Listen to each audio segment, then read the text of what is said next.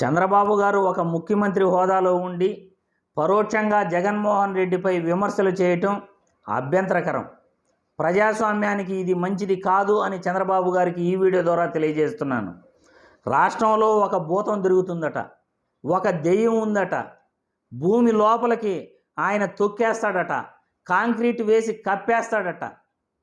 నిన్న ఆయన మాట్లాడుతూ ఇంత దారుణమైన పదాలు వాడుతూ జగన్మోహన్ రెడ్డిపై ఇటువంటి వ్యక్తిగత విమర్శలు ఒక ముఖ్యమంత్రి హోదాలో చేస్తుంటే ఇది మంచిది కాదు అని తెలియజేస్తున్నాను. ప్రజాస్వామ్యంలో ప్రజలు హర్షించరు అని ఈ వీడియో ద్వారా తెలియజేస్తున్నాను. జగన్మోహన్ రెడ్డి ఏం తప్పు చేశాడని మీరు అలా మాట్లాడుతున్నారు? మీ పరిపాలన 2.5 నెలల్లో మీరు ఏమీ చేయలేకపోయారు. ఎక్కడ పడితే అక్కడ రోడ్లల్లో చెత్త ఉంది, రోడ్లల్లో కంపు కొడతా ఉంది. మీరు కనీసం చెత్తను కూడా క్లీన్ చేయకుండా ఈరోజు రాష్ట్రంలో ప్రజలందరూ ఇబ్బంది పడుతుంటే మీ పరిపాలన గురించి మీరు గొప్పలు చెప్పుకుంటున్నారు. 5 సంవత్సరాలలో గ్రామాలలో పరిస్థితిని మార్చేస్తాను అని అంటున్నారు. కనీసం రాష్ట్రంలో చెత్త కూడా క్లీన్ చేయక కంపు కొడుతూ ఉంటే మీరు గ్రామాలని 5 సంవత్సరాల్లో మార్చేస్తారా? పోనీ 14 సంవత్సరాలు మీరు ముఖ్యమంత్రిగా పనిచేసి అప్పుడు ఎందుకు గ్రామాలను మార్చలేకపోయారు అని ఈ వీడియో ద్వారా ప్రశ్నిస్తున్నాను. ఇంకెన్ని సంవత్సరాలు ముఖ్యమంత్రిగా పనిచేస్తూ ఇదే విధంగా మాటలు చెప్పుకుంటూ ఫోటోలకు ఫోజులు ఇస్తూ మాట్లాడుతారని ఈ వీడియో ద్వారా ప్రశ్నిస్తున్నాను. జగన్మోహన్ రెడ్డి 2019లో అధికారంలోకి వచ్చిన తర్వాత కేవలం 2 నెలల్లో 2,60,000 మంది సచివాలయ ఉద్యోగస్తులను ఆయన రిక్రూట్ చేశాడు, ఉద్యోగాలు ఇచ్చాడు. 2,60,000 మందికి 4,50,000 మంది వాలంటీర్లను ఆయన నియమించి స్వచ్ఛందంగా వాళ్ళ చేత ప్రజలకు సేవ చేయించాడు. 5,000 రూపాయలు పారితోషికం కాదది, గిఫ్ట్ బహుమానం వాళ్ళకి అందజేశాడు. కానీ మీరు ఆ వాలంటీర్ వ్యవస్థను పూర్తిగా ఈరోజు రద్దు చేసేశారు. 10,000 రూపాయలు జీతం ఇస్తానని వాలంటీర్లకు ప్రామిస్ చేసి ఈరోజు వాలంటీర్ వ్యవస్థ లేకుండా చేసేశారు. ప్రతిరోజు ఇంటికి వచ్చి మీకు ఏం కావాలి అని సమస్యలను అడిగే వాలంటీర్లను తీసివేయటం కాకుండా ఈరోజు సచివాలయ వ్యవస్థ కూడా పూర్తిగా నిర్వీర్యమైపోయే పరిస్థితి. ఆరోగ్యశ్రీని మీరు పూర్తిగా సర్వనాశనం చేసేశారు. ఆరోగ్యశ్రీని కూడా రాష్ట్రంలో ఎత్తివేసే పరిస్థితిని మీరు తీసుకువచ్చారు. ఈరోజు మీరు 2.5 నెలల కాలంలో ఏం చేశారని మీరు జగన్మోహన్ రెడ్డిపై విమర్శలు చేస్తున్నారు అని మిమ్మల్ని ప్రశ్నిస్తున్నాను. జగన్మోహన్ రెడ్డి రాష్ట్రంలో సచివాలయ వ్యవస్థ తీసుకొచ్చాడు, పరిపాలన ప్రజల వద్దకు తీసుకొచ్చాడు, రైతు భరోసా కేంద్రాలు గ్రామాల్లో తీసుకొచ్చాడు, విలేజ్ హెల్త్ సెంటర్లు గ్రామాల్లో తీసుకువచ్చాడు, ప్రాథమిక ఆరోగ్య కేంద్రాలు పట్టణాల్లో తీసుకువచ్చాడు.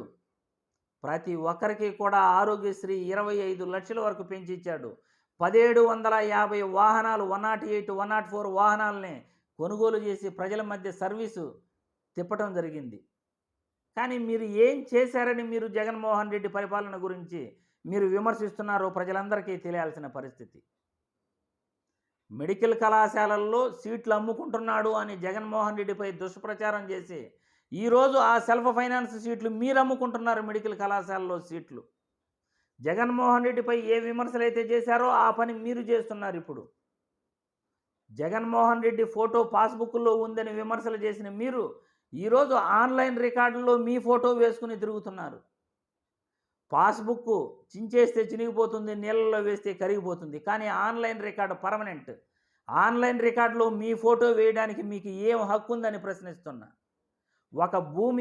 ఒక వ్యక్తికి సంబంధించిన భూమిని, ఆ భూమిపై మీకు ఏ విధంగా హక్కులు ఉంటాయి, మీ ఫోటో ఏ విధంగా వేసుకుంటారో అనే ఈ వీడియో ద్వారా నేను ప్రశ్నిస్తున్నాను. ఈరోజు రాష్ట్రానికి రావాల్సిన 5 కొత్త మెడికల్ కళాశాలలో రాలేదు. సెల్ఫ్ ఫైనాన్స్ సీట్లు మీరు తీయలేదు. ఎన్నికల హామీలను తుంగలోకి దొక్కారు. మీకు 15, మీకు 15, మీకు 15, మీకు 18 అని ఎన్నికలలో ఓదరగొట్టారు జనాలకి. ఒక్క ఎన్నికల హామీ కూడా ఈరోజు నిలబెట్టుకోలేక రాష్ట్ర ఆర్థిక పరిస్థితి బాగాలేదు అంటూ చేతులెత్తేశారు.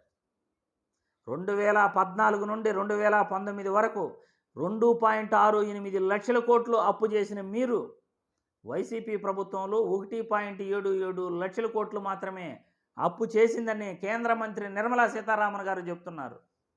అన్ని అప్పులు కలిపి మీరు చేసిన అప్పులు, జగన్మోహన్ రెడ్డి గారు చేసిన అప్పులు అన్నీ కలిపి 7 లక్షల కోట్లు మాత్రమే ఉంటే మీరేమో 10 లక్షల కోట్లు అంటారు, 14 లక్షల కోట్లు అంటారు, 20 లక్షల కోట్లు అంటారు, రాష్ట్రం సర్వనాశనం అయిపోయింది అంటారు.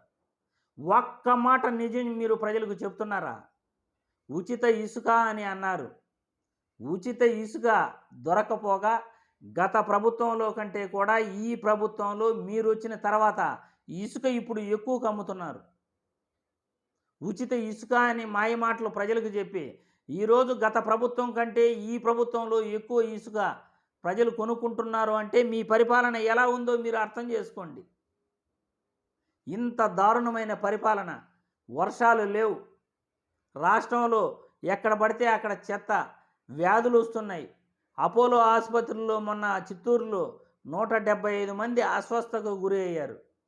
నిన్న ఎస్మా కంపెనీలో అచ్యుతాపురంలో ఆ కంపెనీలో ప్రమాద ఘటన 17 మంది చనిపోయారు. ఆల్రెడీ ఆ కంపెనీలు గత వైసీపీ ప్రభుత్వంలో జరిగిన సంఘటనలకు కొన్ని విధి విధానాలు నిర్వహించి ఆ ప్రోటోకాల్ ప్రకారం ఆ కంపెనీలు నడవాలి అని ఇప్పుడున్న సిఎస్ నీరబ్ కుమార్ గారు అప్పుడు ఆ జీవోను తయారు చేసి ప్రోటోకాల్కి నిబంధనలను రెడీ చేయటం జరిగింది. ఆయన నియమించిన నిబంధనలను ఇప్పుడు ఉల్లంఘిస్తూ మీ ప్రభుత్వంలో ఆయన సిఎస్గా ఉండగా ఇలాంటి ఘటనలు జరగడం చాలా చాలా దారుణమైన విషయం. ఎంత నిర్లక్ష్యంగా అధికారులు మీ ప్రభుత్వంలో పనిచేస్తున్నారో ప్రజలందరూ కూడా గమనిస్తూనే ఉన్నారు. ఇటువంటి పరిపాలన, కనీసం రోడ్లలో చెత్త కూడా క్లీన్ చేయకుండా మీరు సంపద క్రియేట్ చేస్తాను అని చెబుతూ జాతీయ రహదారుల్లో టోల్ గేట్లు రేట్లు పెంచేసి సంపదను అలా క్రియేట్ చేస్తున్నారు అని ప్రజలందరూ కూడా అనుకుంటున్నారు. ఇలాగైనా సంపద క్రియేట్ చేయటం? రాష్ట్రానికి జగన్మోహన్ రెడ్డి 4 పోర్టులు, 10 ఫిషింగ్ హార్బర్లు, 6 ఫిషింగ్ ల్యాండ్ సెంటర్లు తీసుకువచ్చి కొన్ని లక్షల మందికి ఉపాధి కలిగేలా చేశాడు. అది సంపద క్రియేట్ చేయటం అంటే. మరి మీరేం చేశారు?